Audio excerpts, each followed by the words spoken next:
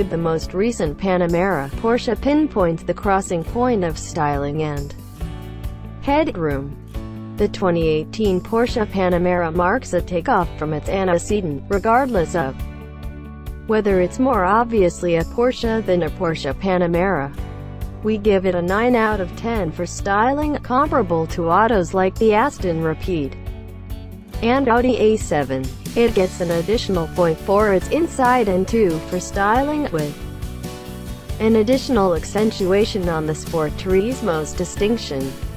The primary Panamera blew some people's minds, not generally for the correct reasons. Keep in mind the roofline, supposedly drawn tall so a CEO could fit toward the rear. From most points, it seemed as though it was planned by a few groups working in various parts of Stuttgart. This most recent Panamera disposes of with that naughtiness. Its roof line is about an inch lower to the slight disadvantage of backseat headroom. That is fine, we say, since Porsches are intended to be driven. Porsche discloses to us that the fly line, the one that moves your eye over its crooked bumpers, ought to help you to remember some other auto it fabricates.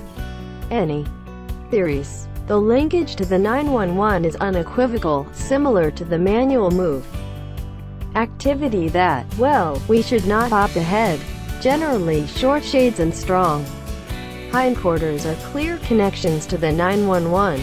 Squint and there are more subtle elements to integrate them in, similar to the way the rooftop clears rearward in a fastback style approach in the standard Panamera.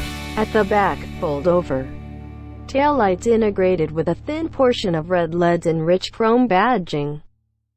Channel the 911 without showing up joined on. A specific VW-ness creeps into the thickness of the rooftop columns and their points. However, when the Panamera settle everything with that thin line of taillights at its excessively hippie raised bumpers, it's overlooked.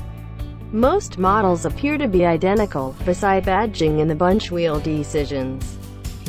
Accessible. E-hybrids have polarizing tennis ball green logos scattered about. Don't call the Sport Turismo a wagon or a shooting brake, since it's not one or the other. Its roof line extends additionally back and its back window sits at a more positive edge than the standard model. Without a doubt, they're the two hatchbacks, yet the Sport Turismo is all the more clearly one. There's a trace of additional room inside the Sport Turismo, and its bring-forth gap approaches that of hybrids, yet it's to a greater degree a major car in its way to deal with pulling payload than a contracted utility vehicle. All things considered, it's the one we'd choose, if in vain, other than the all the more fascinating shadow it throws.